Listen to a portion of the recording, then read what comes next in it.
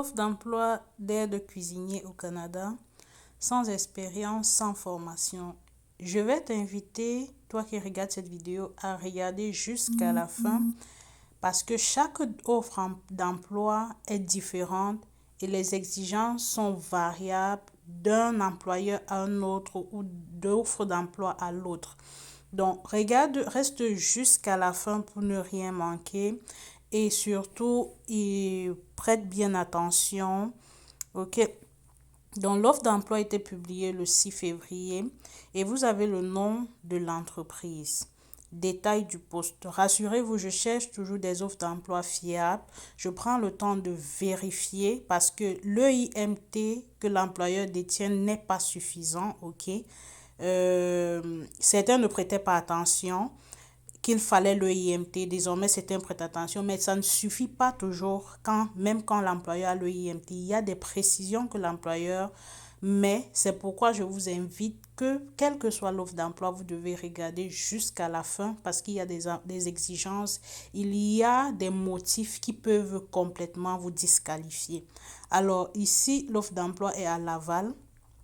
Donc, 16 dollars, vous avez 16 heures toutes les heures, 30 à 40 heures par semaine, durée du contrat. Pour les sous, vous allez discuter avec l'employeur. Et voici une astuce, quand vous discutez de votre salaire, il faut vérifier déjà dans le domaine avec votre statut quel est le salaire donné et vous vous basez sur ça.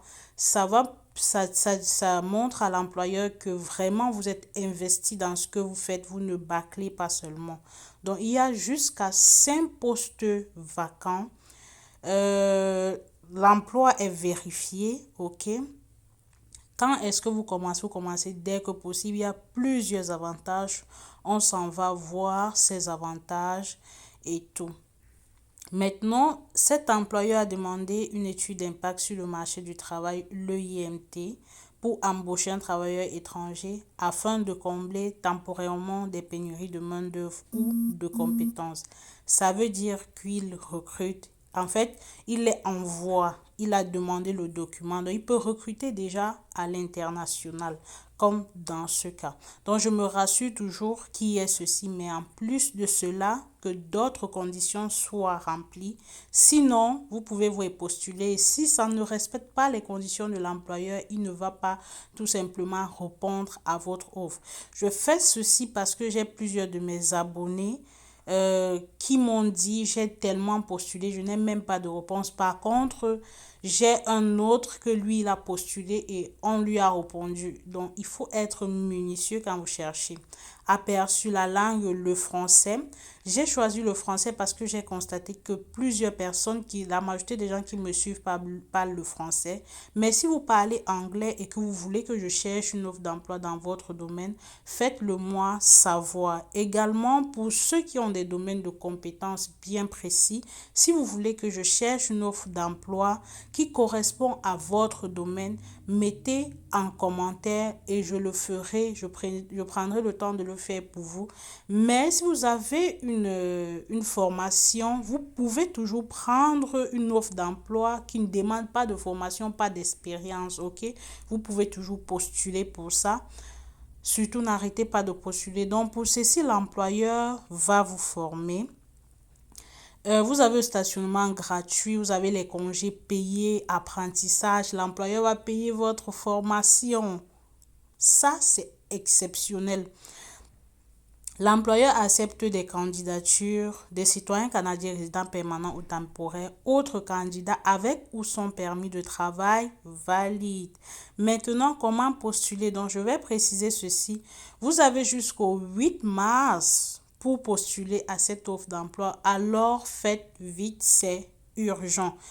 Donc, ici, on clique dessus pour voir comment postuler. Vous avez deux façons de postuler, soit sur guichet emploi direct, c'est la candidature directe. Et là, vous pouvez juste cliquer ici pour postuler sur guichet emploi ou par mail. Par mail, voilà l'adresse. Vous voyez, il faut faire attention aux offres d'emploi que vous voyez. Voilà l'adresse de l'employeur. Vous prenez vous-même, vous tapez sur Google, vous regardez et vous allez trouver avec une bonne adresse et tout. inclure ce numéro de référence dans votre demande. Vous voyez la différence? Vous voyez? Les gens qui se sont arrêtés juste au début et sont partis, ils vont postuler et tout, mais on ne va pas leur répondre parce que voici des instructions que cet employeur particulièrement a données. Instructions d'application. Voici ce que vous devez inclure dans votre candidature. Numéro de référence du poste, lettre de motivation. Ce n'est pas tous les employeurs qui précisent cela. Donc, vous devez écouter toujours jusqu'à la fin. Si le contenu vous intéresse, si vous avez des proches, partagez pour aider le maximum de personnes parce que moi, sur cette chaîne, le but, c'est d'aider les gens, mais d'aider vraiment les gens. C'est pourquoi, si vous avez des sujets qui vous intéressent, qui vous tiennent à cœur, faites-le moi savoir en commentaire. Et rassurez-vous, je lis toujours vos commentaires et je vais vous répondre progressivement, mais surtout partagez, abonnez-vous. Vous pouvez aussi rejoindre mes partenaires spéciaux. Là-bas, il y a d'autres échanges, il y a d'autres suivis.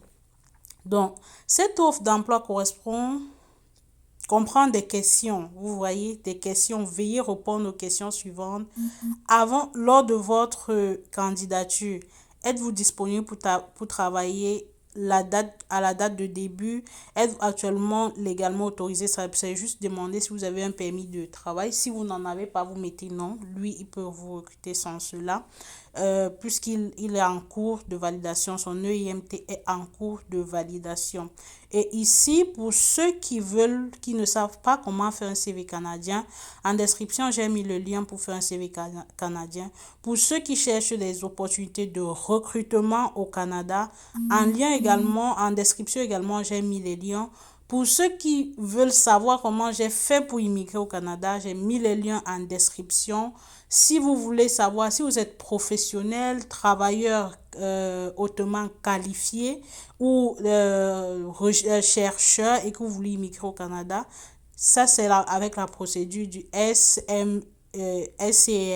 En 2 semaines, vous pouvez immigrer au Canada. J'ai également fait une vidéo dessus pour que vous puissiez voir. Je fais toujours des vidéos, je mets des liens en description pour que vous le voyez de vous-même.